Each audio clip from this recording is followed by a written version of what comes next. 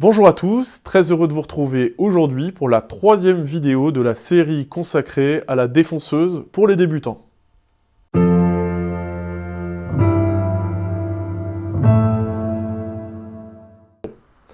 Dans la première vidéo, on avait vu l'anatomie de la défonceuse. Dans la deuxième vidéo, on avait abordé un point qui est très important, qui est le sens d'usinage, le travail en opposition, le travail en avalant. Si vous ne regardez qu'une seule vidéo dans cette série, je vous conseille d'aller regarder la vidéo numéro 2. C'est vraiment celle qui va vous apporter beaucoup en termes de sécurité. Dans cette deuxième vidéo, on avait montré que la défonceuse elle a tendance à tirer vers la gauche quand elle travaille sans moyen de guidage, et on s'était rendu compte que pour avoir des usinages corrects, on aurait forcément besoin 99,9% du temps d'un dispositif de guidage, et aujourd'hui, on va les voir un par un.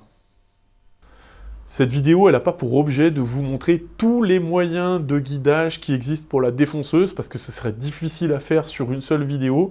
Il existe tellement de montages et de moyens de guidage pour faire des usinages variés avec la défonceuse qu'on pourrait y passer des semaines. Non, moi je vais plutôt m'atteler à ce qui est moyen de guidage tout à fait basique qu'on utilise très souvent à la défonceuse. On va commencer par le guide parallèle. Alors pourquoi celui-là? Eh bien parce que c'est simple, dans chaque boîte de défonceuse, quasiment, vous retrouverez un dispositif de ce genre-là qui permet de faire des usinages à distance régulière du champ d'une pièce, du bord, et qui va vous permettre donc de reproduire parallèlement, c'est pour ça qu'il s'appelle guide parallèle, à un bord, un usinage. Et je vais vous montrer ça tout de suite avec une petite fraise à gorge. Une fraise à gorge, c'est quoi? C'est une fraise un peu en demi-sphère qui va vous permettre d'usiner une rainure dont le fond est rond. C'est ce type de fraise qu'on va utiliser dans le cas d'une planche à découper la viande, par exemple, pour recueillir sur le bord le jus. Allez, une petite rainure à la fraise à gorge.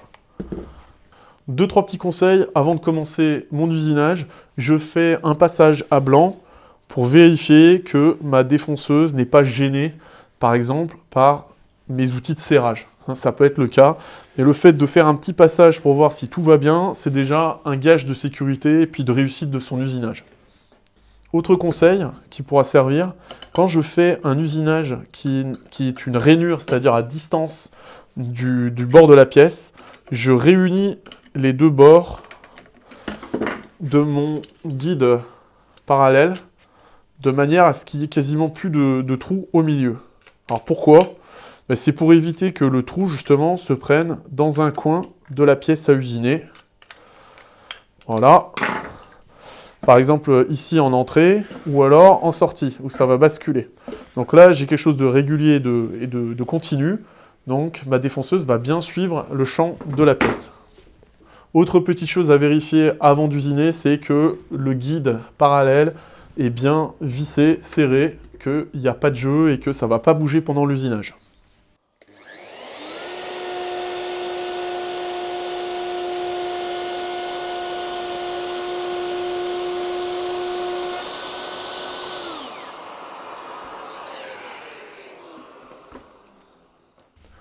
Les points positifs de ce guide parallèle, ça va être quoi? Ça va être que, comme on l'a déjà payé dans le prix de la machine, ça ne demande pas un investissement supplémentaire, comme par exemple pour une bague à copier ou une fraise à copier, dont on reparlera plus tard dans la vidéo.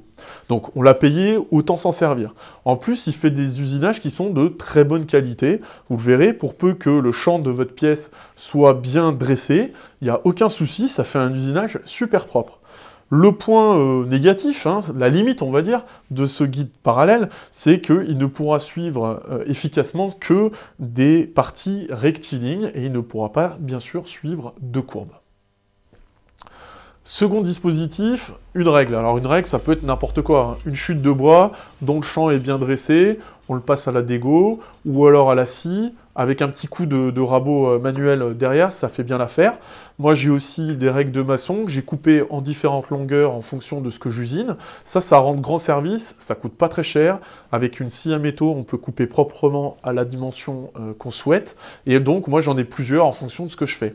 Ça peut être aussi un morceau d'ossature métallique de placo ou n'importe quoi en fait qui est rectiligne.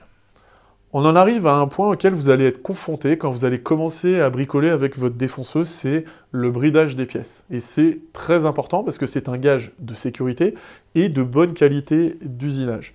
Donc il va y avoir cette difficulté de savoir comment vous allez brider la pièce à usiner et comment vous allez brider aussi, serrer le dispositif qui va vous servir de guide pour votre défonceuse.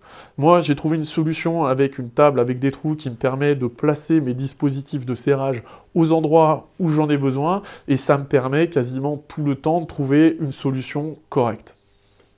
Maintenant, je vais usiner une gorge comme je l'ai fait tout à l'heure au guide parallèle, mais en suivant ma règle. Je vais déjà faire un contrôle pour vérifier qu'il n'y a pas d'obstacle sur la trajectoire de ma machine, que le bord de la semelle suit bien la règle, c'est le cas, donc je vais pouvoir commencer à usiner.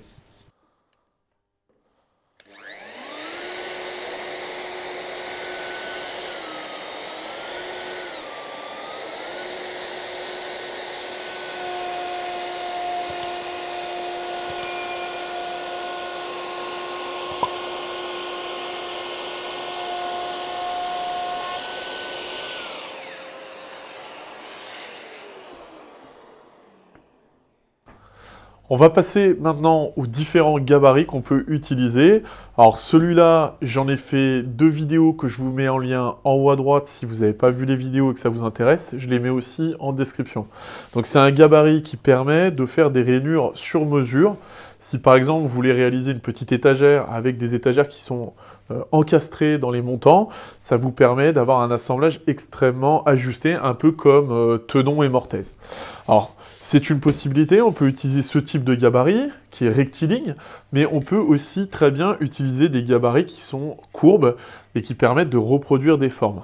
Par exemple, on pourrait utiliser celui-ci pour faire les coins d'un plateau de table, si on veut que les coins soient pas trop saillants, qu'on ne s'accroche pas après, eh bien on est sûr comme ça d'avoir 4 coins qui sont parfaitement identiques. Donc je vais vous montrer cet usinage-là. Et pour préserver un maximum mes fraises, moi ce que je fais, c'est que je dégrossis la forme à la scie sauteuse. Les lames de scie sauteuse, ça coûte quand même nettement moins cher que les fraises de défonceuse. Donc je laisse un tout petit peu de gras, 1 mm ou 2 à prendre, juste avec la fraise de défonceuse.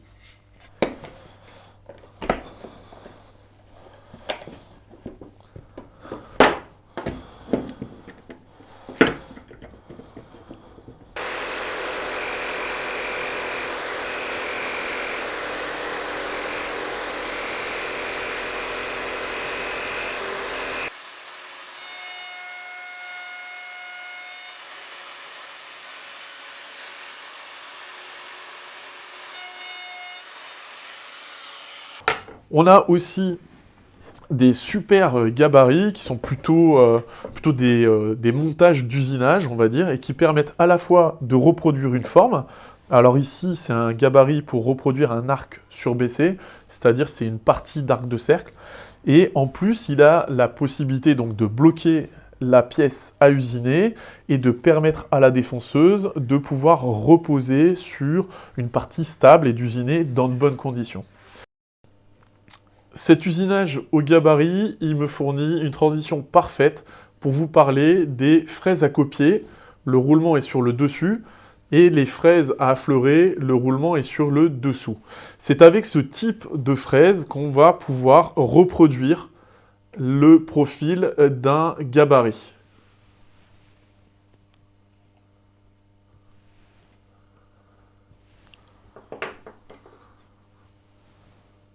Ces fraises, elles sont quasiment indispensables à partir du moment où on veut se servir de gabarit. Elles sont simples d'utilisation. Si on les prend de bonne qualité, elles sont redoutablement efficaces. Elles ont peut-être un défaut, elles sont souvent plus chères que les fraises simples à cause de leur roulement. Et puis il y a autre chose à prendre en compte, c'est que ce roulement, il tourne à 20, 22 000, 25 000 tours minute et qu'il faut y faire attention. Il ne faut pas appuyer trop fortement quand on l'appuie contre le gabarit, il ne faut pas que ce soit fort, il faut le faire toujours avec délicatesse si on ne veut pas ruiner ces petits roulements. Contrairement aux fraises à copier et à fleurer qu'on a vues précédemment, la plupart des fraises à roulement s'utilisent sans gabarit.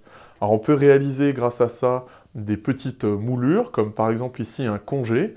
On va jouer sur la profondeur de passe pour faire apparaître plus ou moins la moulure. Donc on trouve toutes sortes de moulures différentes dans les catalogues de fraises. Ici donc un congé, là un petit quart de rond, ou encore un chanfrein, ou bien des moulures un petit peu plus complexes avec ici une doucine. Alors c'est pas seulement les fraises à moulureux hein, qu'on peut avoir avec roulement, puisqu'ici vous voyez une fraise à rainuré qui possède elle aussi un roulement et qui permet de faire un usinage régulier sur le champ d'une pièce. Sur le modèle de ces fraises à copier, il existe une autre solution, ce sont les bagues à copier qui existent en différents diamètres. Alors elles se fixent directement sur la semelle de la défonceuse, soit avec des clips, soit avec tout simplement des vis. Hein. Peu importe le système, l'important c'est que la bague soit bien concentrique avec la fraise de la défonceuse pour avoir un usinage correct. Alors contrairement aux fraises à copier qui ont le même diamètre de roulement, en tout cas la plupart du temps, le même diamètre de roulement et le même diamètre au niveau des tranchants, ici on va avoir un décalage entre le bord de la bague et le bord de la fraise dont il va falloir tenir compte au moment où on fabrique notre gabarit parce que ça peut avoir des incidences sur le résultat de l'usinage. Alors ici, le décalage, il est assez simple à trouver, c'est le rayon de la bague moins le rayon de la fraise. Là, la bague fait 30 mm, donc ça fait 15 de rayon, et la fraise de défonceuse fait 8 mm, donc ça fait un rayon de 4. 15 moins 4, ça fait 11, et donc il y aura un décalage de 11 mm entre le bord de notre bague et le bord de notre défonceuse. Pour finir ce petit tour des moyens de guidage à la défonceuse, j'ai choisi un gabarit spécial, c'est un compas à défonceuse. Alors ce compas à défonceuse, il vous permet d'usiner des cercles ou des morceaux de cercle dans du bois. C'est vraiment un gabarit très intéressant qui ouvre pas mal de perspectives. Alors ici, il s'agit d'un gabarit, j'ai bricolé très rapidement. Il est directement pris dans la semelle de ma machine, à l'emplacement des vis de la fausse semelle de la machine. Je me suis remis dedans, j'ai noyé la tête des vis en chanfreinant le contreplaqué et j'ai donc obtenu un compas de fortune, mais qui marche très bien. Avec un clou ici, on peut donc usiner en plusieurs passes, c'est plutôt conseillé, hein, eh bien, un arc de cercle, voire un cercle entier si vous voulez faire un plateau, un dessous de table ou encore un jeu de société. Alors c'est vraiment un truc assez magique et je trouve que pour ça la défonceuse c'est vraiment super, ça ouvre des perspectives assez incroyables. Si tu en arrives à ce moment de la vidéo, c'est certainement que tu apprécies ce que je fais et je t'en remercie beaucoup.